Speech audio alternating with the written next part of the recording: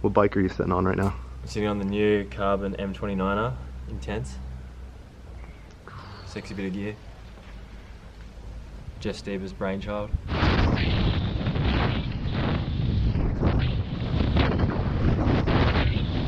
Name, age, height, weight? My name's Dean Lucas. I'm 22 years old. I weigh 85 kilos. How much is that in pounds? I don't know, what is that in pounds? I don't know. Let's do a little bit of research here. What size are you running? I'm on a medium.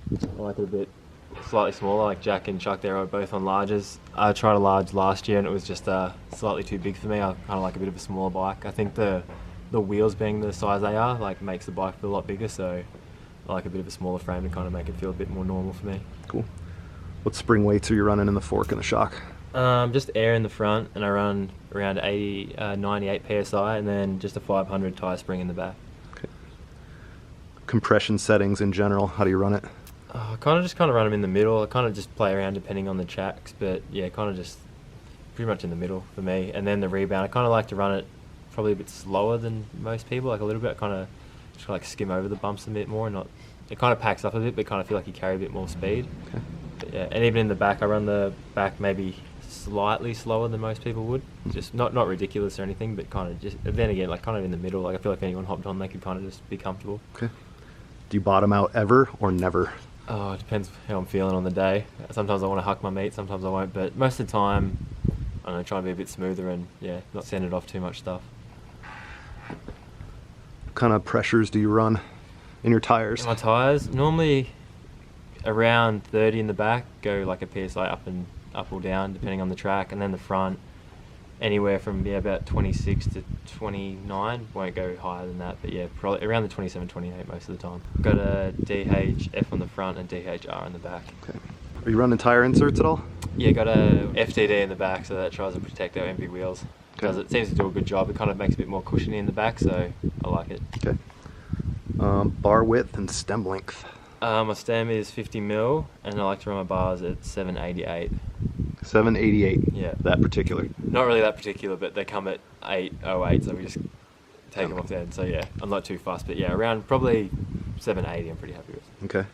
So what are you most particular about with your setup? Would have to be my like grips and levers and kind of just like whole, I guess, cockpit setup. I run the new code brakes with, but I always put carbon levers on. I feel like with that gloves you just get a better feel for the brake, and I honestly feel like it takes arm pump out a little bit for me. I like to run the ODI flow grip. Everyone else seems to be running the Elite Pro, and I think it's just a bit too fat for my hand, so I run this one, it's just a bit thinner. Seems to fit good.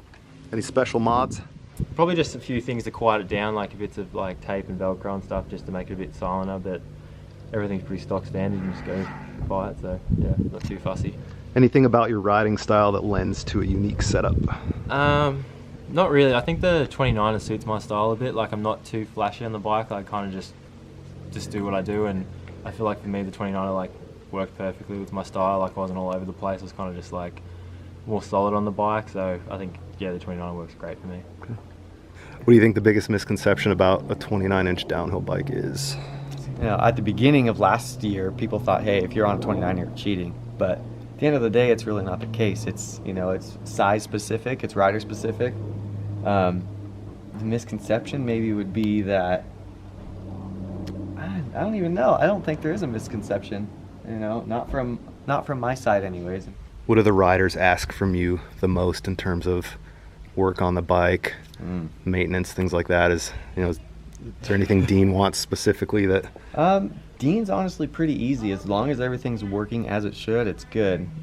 Jack really likes to fine tune and kind of play with things and tweak. So like last year, especially end of last season when we were working on the prototype carbon, we were playing with shocks a ton. So I mean, I think I built 14 different shocks for him throughout the last 2 races. So you know, just playing with shim stacks and spring rates and bottom out bumpers and all sorts of little things here and there. So it makes it fun, makes it interesting. I'm definitely not sitting around the pits just hanging out, drinking coffee. So. So the first alloy prototypes did evolve quite a bit along the way, and The big changes we made through the season were in the suspension kinematics, fine-tuning, shock curve, things like that, travel, and probably mostly the geometry. And one of the key things we're finding, especially with 2.9-inch downhill bikes, is getting the trail numbers right, the combination of head angle and fork offset to get the feel you want.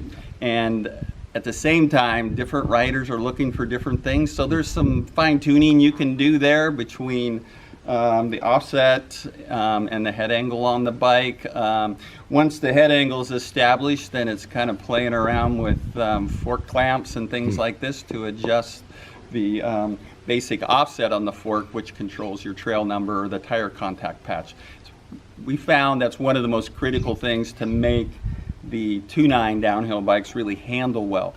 The other thing I have to bring out is the aluminum bikes were incredibly stiff. So right away, you know, and without the plan of making a aluminum version of the bike, we were kind of using more off-the-shelf tubing, and I was configuring that into kind of Frankenbike configurations. So we weren't designing the tubing with the proper budding to add resilience or anything. So if anything, they were a bit on the harsh side, and the initial complaints were that the riders were getting arm pump and that sort of thing. And so, you know, Chappie, with his expertise and fine-tuning the bikes, was trying different lacing arrangements on the wheels and stuff to add a little flex and resilience into there. Things like this, different bars with different flex patterns to isolate some of that.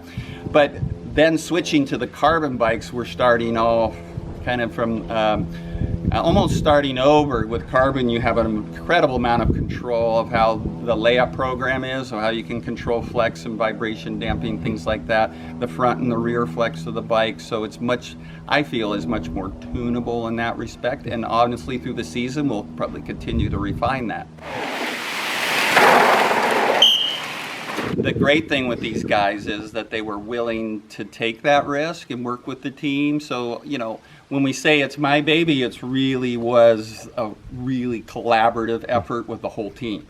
And everyone working together, including the riders. And, you know, as it goes, we were down to the last minute. The team frame showed up raw, so we weren't about to run our team camp and release photos and stuff of this beautiful bike without the proper intense colors on it. So we were hand painting these ourselves here, you know. So, I mean, these bikes were built, the paint wasn't even dry on them yet, but yeah, exciting stuff. And she's a beauty. Yeah, and the boys are loving it, so couldn't ask for more on that.